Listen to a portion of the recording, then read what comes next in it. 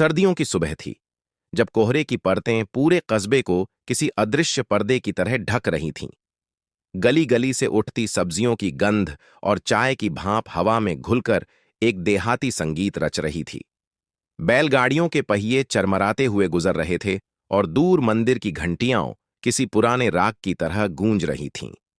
यही वह सुबह थी जब माघमा देवी ने अपनी पुरानी लकड़ी की चौकी पर मीठे अमरूदों की टोकरी सजा दी थी। उसी चौकी पर जिस पर उन्होंने बरसों पहले अपने पति के साथ बैठकर फल बेचना शुरू किया था। झुर्रियों से भरा चेहरा, लेकिन आंखों में दो बेटियों का गर्व, बड़ी नंदिनी जो देश की सरहद पर अफसर थी, और छोटी सावित्री जो जिले की डिस्ट्रिक्ट मजिस्ट्रेट थी। माघमा देवी के लिए यह रोज का रूटीन था। हर सुबह वही बाजार, वही गली, वही ग्राहक। पर आज हवा में कुछ अनजाना तनाव था। उन्होंने अपने दुपट्टे से टोकरी के पास जमी ओस पोंछी, तभी भीड़ में अचानक बुलेट मोटरसाइकिल की गड़गड़ाहट गूंजी। पुलिस की यह आवाज लोगों के दिल में सहमा देने वाली थी। मोटरसाइकिल के साथ ही आया इंस्पेक्टर अरुण चौधरी, ऊंचा कद, चौड़े कंधे, आंखों में रौब और चाल में ऐसा दंभ जैसे सड़क उसी का हो। अरुण ने बाइक सड़क किनारे रोकी। बिना कुछ कहे वह माघमा देवी की चौकी तक पहुंचा। उसकी आंखों में हिकारत थी, होठों पर आधी मुस्कान। उसने टोकरी से एक चमकदार अमरूद उठाया, बिना इजाजत काटा और चबाने लगा। बेस्वाद, उसने तंज कसते हुए कहा, जैसे मेहनत की कीमत को रौंद रहा हो। फिर एक ठंडी हंसी के साथ पैसे देने से इनकार किया। पुलिस को कोई पैसा नहीं लेता, वह बोला। इससे पहले कि माघमा देवी कुछ कह पातीं, उसने पूरी टोकरी सड़क पर पलट दी। मीठे अमरूद नाली और गाड़ियों के नीचे लुढ़क गए। बाजार में हलचल मच गई। भीड़ जमा हो गई, लेकिन कोई आगे नहीं आया। कुछ लोग कानाफूसी करने लगे, कुछ ने मोबाइल कैमरे निकाले। माघमा देवी का दिल धक धक करने लगा। सालों की मेहनत और इज्जत एक ही पल में मिट्टी में मिल गई। किसी की हिम्मत नहीं हुई कि पुलिस वाले को रोके। उसी वक्त छत पर खड़ा रोहित, जो बचपन से माघमा अम्मा को जानता था, यह सब अपने मोबाइल में कैद कर रहा था। उसके भीतर खून खौल रहा था। उसने वीडियो रिकॉर्ड किया और बिना देर किए अपने सोशल मीडिया ग्रुप्स पर डाल दिया। कुछ ही घंटों में यह वीडियो वायरल हो गया। सैकड़ों किलोमीटर दूर बर्फीली चौकी पर ड्यूटी कर रही नंदिनी सिंह के फोन पर नोटिफिकेशन की आवाज गूंजी। ठंड में भी उसकी हथेलियां तपने लगीं। वीडियो देखते ही उसकी सांसें तेज हो गईं। सामने दिख रही थी उसकी मां की बेइज्जती, वह मां जिसने उन्हें पल पल मेहनत से बड़ा किया था। उसकी आंखों में गुस्से की लाली उतर आई। नंदिनी ने बिना देर किए अपनी बहन सावित्री को फोन किया। फोन की दूसरी तरफ डीएम सावित्री सिंह थी, शांत पर भीतर से ज्वालामुखी की तरह। दोनों बहनों की बातचीत में कोई ऊंची आवाज नहीं थी, बस गहरी ठान। अब यह सिर्फ हमारी मां का अपमान नहीं, नंदिनी ने धीमे पर कड़े स्वर में कहा। यह कानून की चुनौती है। सावित्री ने ठंडी सांस ली और कहा, अब यह लड़ाई कानून की होगी, निजी गुस्से की नहीं। पर यकीन रख, उसे जवाब मिलेगा। उस रात सावित्री सो नहीं सकी। मां की झुकी नजरें, अमरूदों का लुढ़कना और बाजार का सन्नाटा उसकी आंखों में घूमता रहा। सुबह होने से पहले ही उसने एक निर्णय ले लिया था। यह लड़ाई वर्दी की ताकत से नहीं, कानून और रणनीति से जीती जाएगी। रात गहराते गहराते ठंड और भी चुभने लगी थी, पर सावित्री की आंखों में नींद का नाम नहीं था। कमरे में रखी पुरानी घड़ी की टिक टिक उसके दिल की धड़कनों से मेल खा रही थी। मां की झुकी नजरें और बाजार में गिरते अमरूदों की तस्वीर हर बार पलकों के सामने घूम जाती। पूरे दिन उसने जिला प्रशासन की फाइलें देखीं, बैठकों में हिस्सा लिया, लेकिन दिमाग बार बार उसी घटना पर लौट आता। वह जानती थी कि यह सिर्फ उसकी मां की बेइज्जती नहीं, बल्कि पूरे सिस्टम के लिए एक चुनौती है। भोर से पहले ही सावित्री ने चुपचाप योजना बना ली। डीएम का ओहदा इस्तेमाल करने से अरुण चौधरी और उसके पीछे खड़े लोग चौकन्ने हो जाएंगे। उसे चाहिए था असली चेहरा, बिना किसी सरकारी डर के, बिना किसी चमक के। उसने अलमारी से अपना साधारण पीला सलवार सूट निकाला, बालों को डीला बांधा और चेहरे पर हल्का दुपट्टा डाल लिया। आज वह सिर्फ एक बेटी थी जो अपनी मां के लिए न्याय चाहती थी। सुबह का उजाला धीरे धीरे फैल रहा था। बाजार की ओर जाने वाली सड़क पर उसने सरकारी गाड़ी छोड़कर एक ऑटो पकड़ा। ड्राइवर ने जब उसे पहचाना तो आंखों में हल्की हैरानी थी, पर सावित्री की ठंडी निगाहों ने सवाल को वहीं रोक दिया। रास्ते भर वह चुप रही, सिर्फ अपने भीतर के फैसले को कसती रही। कोतवाली थाने का दृश्य उसकी उम्मीदों से भी अधिक जर्जर था। दरवाजे पर टेढ़ा मेढ़ा बोर्ड, दीवारों पर गंदी पान की पीक, लकड़ी की पुरानी कुर्सियां और हवा में बासी चाय और सिगरेट की गंध। हवालदार ने उनींदी आंखों से उसे देखा, जैसे यह रोज का मामला हो। सावित्री ने धीमी आवाज में कहा, इंस्पेक्टर अरुण चौधरी से मिलना है, रिपोर्ट दर्ज करानी है। हवालदार ने उसे ऊपर से नीचे तक देखा और आलस से सिर हिलाया।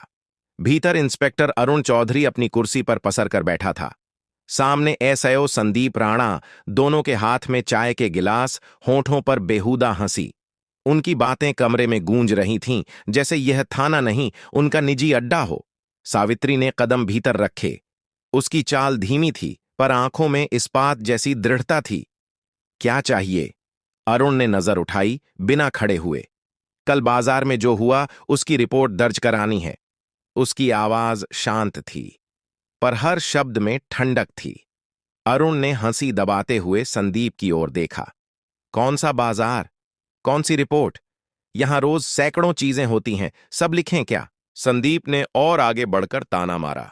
लड़की, बहुत होशियार बन रही हो। भाग जाओ, वरना अंदर कर देंगे। सावित्री का दिल तेजी से धड़क रहा था, लेकिन उसने सांस को काबू में रखते हुए कहा, कानून सबके लिए बराबर है, आपके ऊपर भी। उसकी आंखें बिना झपके अरुण की आंखों में जमी रहीं। इसी बीच थाने का दरवाजा अचानक धड़ाम से खुला। बाहर से सफेद सफारी गाड़ी का शोर और भारी कदमों की आहट भीतर गूंजी। गंगा प्रसाद यादव, शहर का दबंग नेता, अपने चमचों के साथ अंदर आया। चेहरे पर वही पुरानी घमंडी मुस्कान, जैसे यहां की हवा भी उसका हुक्म मानती हो। अरे, ये तो डीएम साहिबा की तरह लग रही है, उसने आधे मजाक आधे तंज के साथ कहा। लेकिन जैसे ही उसकी नजर सावित्री के चेहरे पर ठहरी, उसके चेहरे की हंसी पल भर में गायब हो गई। पहचान का झटका उसकी आंखों में साफ था। एक पल के लिए थाने में सन्नाटा छा गया। फिर बाहर से अचानक लाल बत्ती वाली कई गाड़ियों का काफिला आकर रुका। दरवाजे पर एक के बाद एक भारी जूते की आवाज गूंजी। एसपी, डीएसपी और 2 आईएएस अधिकारी भीतर दाखिल हुए। सभी की नजरें सीधे सावित्री पर थीं, मानो उन्हें पहले से पता हो कि यहां क्या होने वाला है। सावित्री अब खड़ी थी। दुपट्टा धीरे धीरे कंधे से खिसक कर गिरा और उसकी असली पहचान चमक उठी। कमरे में मौजूद हर व्यक्ति की सांस थम गई। उसने बिना आवाज ऊंची किए कहा, इंस्पेक्टर अरुण चौधरी, एसआईओ संदीप राणा, आप दोनों को तुरंत प्रभाव से निलंबित किया जाता है। शब्द तलवार की धार की तरह गूंजे। हवालदारों के हाथ से रजिस्टर गिर पड़ा। अरुण और संदीप के चेहरे पर डर और अपमान का रंग एक साथ उभरा। कुछ ही सेकंड में उनके बेल्ट और टोपी उतरवा दी गई। गंगा प्रसाद यादव के चेहरे पर भी गहरी शिकन थी। वह बोलने की कोशिश कर रहा था, पर शब्द गले में अटक गए। सावित्री ने उसकी ओर सीधी नजर डालकर कहा, कानून से बड़ा कोई नहीं, ना आप ना मैं। थाने के बाहर भीड़ जुट चुकी थी। किसी ने मोबाइल कैमरे चालू कर रखे थे, किसी ने सोशल मीडिया पर लाइव शुरू कर दिया था। लोग फुसफुसा रहे थे, डीएम मैडम ने इंस्पेक्टर को सस्पेंड कर दिया।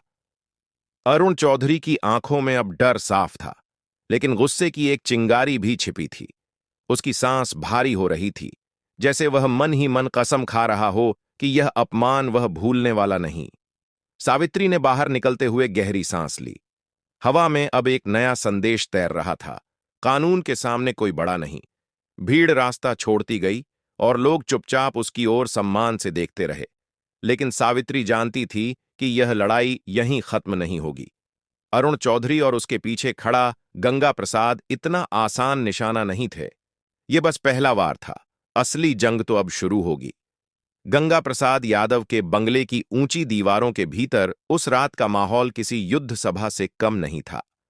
भीतर की रोशनी मंद थी, पर गुस्से की लपटें हर कोने में चमक रही थीं।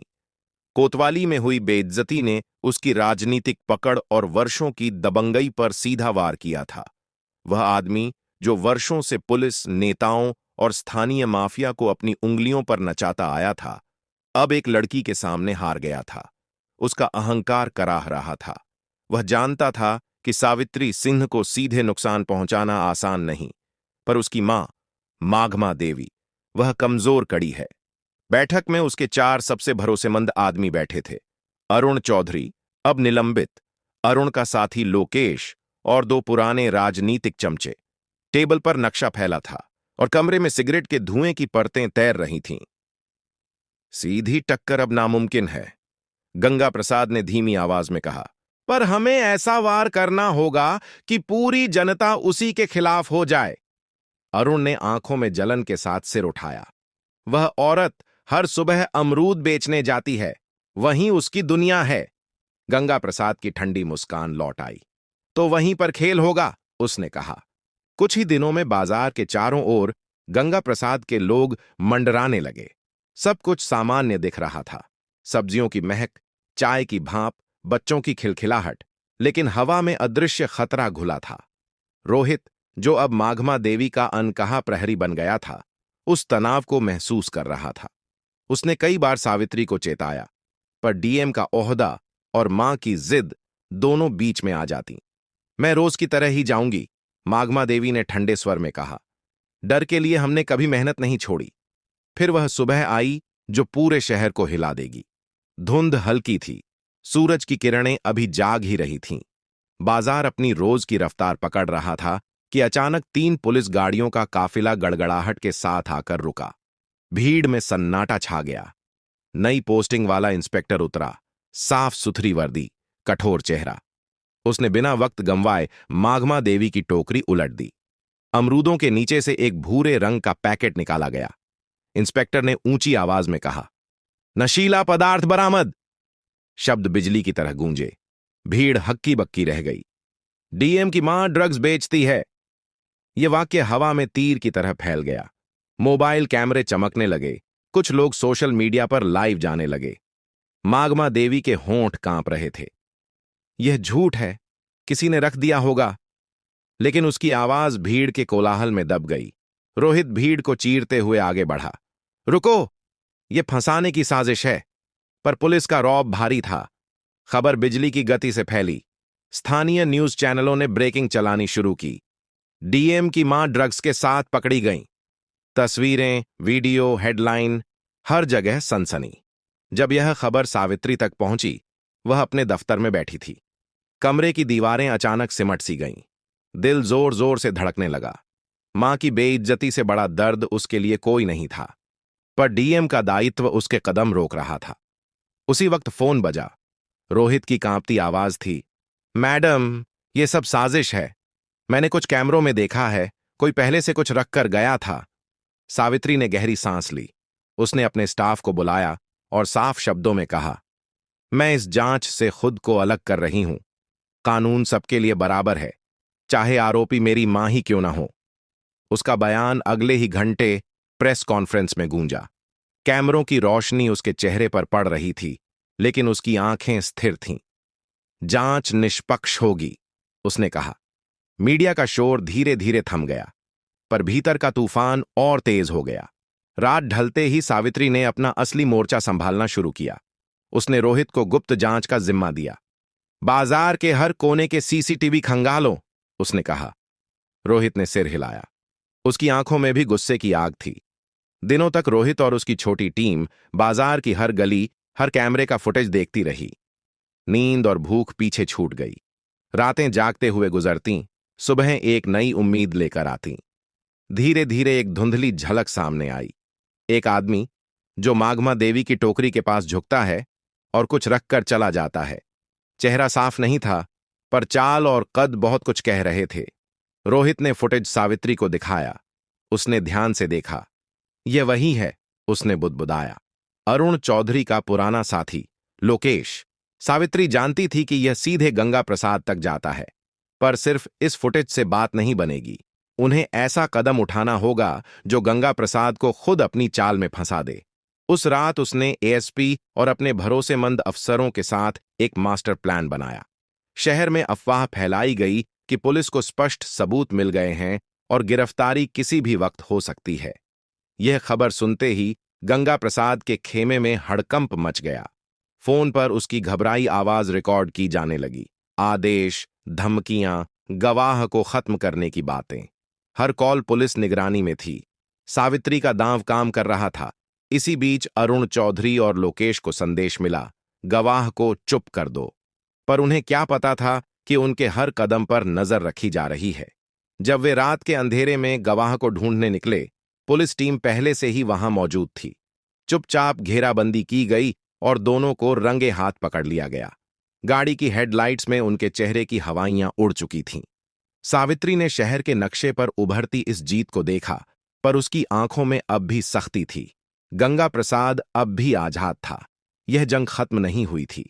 उसने गहरी सांस ली। अब अगला वार उसी पर होगा, उसने धीमे स्वर में कहा। शहर की भोर आज अलग थी। कोहरे के पीछे से झांकती हल्की सुनहरी धूप में एक अनकहा तनाव तैर रहा था। माघमा देवी की रिहाई की खबर रात भर में पूरे जिले में फैल चुकी थी, लेकिन असली खेल अभी बाकी था। डीएम सावित्री सिंह अपने सरकारी दफ्तर में नहीं, बल्कि जिला पुलिस मुख्यालय के कंट्रोल रूम में बैठी थीं। उनके सामने लगी मॉनिटर स्क्रीन पर रात भर रिकॉर्ड हुई कॉल रिकॉर्डिंग्स चमक रही थीं। गंगा प्रसाद की घबराई आवाज, आदेश देने की हड़बड़ी, गवाह को खत्म करने की साजिश के हर शब्द। सबूत अब इतना मजबूत था कि किसी भी अदालत में गूंज सकता था। रोहित ने सुबह सुबह वहां पहुंचकर ताजा अपडेट दिया। मैडम, आज तड़के गंगा प्रसाद के फार्म हाउस पर हलचल थी।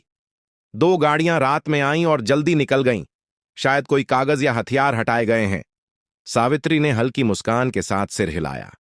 जितना वो छुपाने की कोशिश करेगा, उतना ही खुद को फंसाएगा, उसने कहा। उसकी आवाज शांत थी, लेकिन भीतर की स्टील जैसी कठोरता साफ झलक रही थी। सुबह 8 बजे एसपी और डीएसपी की टीम तैयार थी। सावित्री ने खुद मोर्चा संभालने का फैसला किया। उसने वर्दी नहीं पहनी, लेकिन आंखों में वही प्रशासनिक चमक थी। आज शहर को देखना होगा कि कानून का हाथ कितना लंबा है, उसने टीम को संबोधित किया।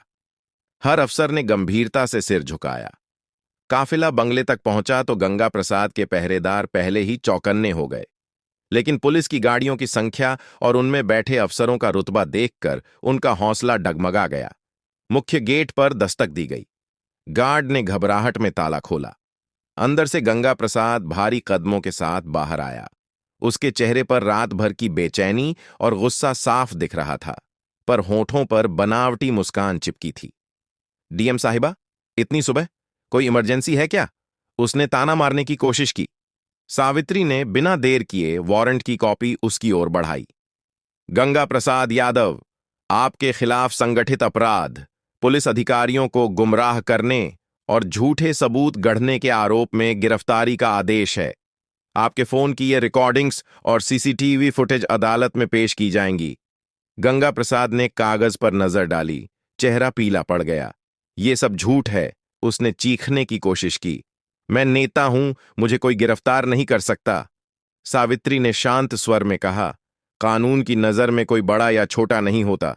उसी वक्त पुलिस की विशेष टीम अंदर दाखिल हुई और पूरे बंगले की तलाशी शुरू कर दी। कुछ ही मिनटों में उन्हें वही फोन मिला जिसमें पिछले कई दिनों की संदिग्ध कॉल रिकॉर्डिंग्स सुरक्षित थीं। लोकेश और अरुण चौधरी से जुड़ी फाइलें, नकदी के बंडल और कई संदिग्ध दस्तावेज, सब कुछ एक एक कर बरामद होने लगा। गंगा प्रसाद का चेहरा गुस्से और डर का मिश्रण बन चुका था। तुम जानती नहीं हो मेरे पीछे कौन है? उसने आखिरी दांव खेलने की कोशिश की। सावित्री ने उसकी आंखों में सीधी नजर डालकर कहा, आपका समय खत्म हो चुका है। हथकड़ियों की ठंडी धातु की झनकार ने माहौल को सन्नाटे से भर दिया। भीड़ में से किसी ने वीडियो रिकॉर्ड करना शुरू किया। पूरे शहर में मिनटों में खबर फैल गई, गंगा प्रसाद गिरफ्तार। सोशल मीडिया पर लोग लिखने लगे, कानून की जीत, डीएम की बहादुरी। उसी शाम अदालत में पेशी हुई। सरकारी वकील ने सबूतों का ढेर सामने रखा। फोन रिकॉर्डिंग्स, सीसीटीवी फुटेज, नकदी के बंडल, गवाहों के बयान। बचाव पक्ष की दलीलें कमजोर पड़ती गईं। जज ने बिना देर किए गंगा प्रसाद को न्यायिक हिरासत में भेजने का आदेश दिया। अदालत के बाहर लोगों की भीड़ सावित्री मैडम जिंदाबाद के नारे लगा रही थी। माघमा देवी को उसी रात बाइज्जत रिहा किया गया। थाने के बाहर इंतजार कर रहे लोग चुपचाप रास्ता छोड़ते गए। सावित्री खुद मां को लेने पहुंची। माघमा देवी ने बेटी को देखते ही आंखों में भर आई नमी को रोका नहीं। वह एक पल को बस उसे देखती रहीं। वही बेटी जो अब पूरे जिले के लिए इंसाफ की मिसाल बन चुकी थी। सावित्री ने धीरे से मां के कंधे पर हाथ रखा। अब आपको अमरूद बेचने की जरूरत नहीं अम्मा, यह शहर अब आपका है। घर लौटते वक्त सड़कें सजीव लग रही थीं। दुकानों से आती रोशनी, लोगों के चेहरों पर गर्व और हवा में फैला एक नया आत्मविश्वास, सब कुछ बदल चुका था। रोहित ने कार का दरवाजा खोला। उसकी आंखों में राहत थी। मैडम, लोग कह रहे हैं कि अब यह शहर सच में सुरक्षित है, उसने कहा। माघमा देवी ने बेटी का हाथ थाम कर कहा, तुमने साबित कर दिया कि कानून सबसे ऊपर है। दूर बर्फीली चौकी पर तैनात नंदिनी को यह खबर मिलते ही उसकी आंखों से भी आंसू बह निकले।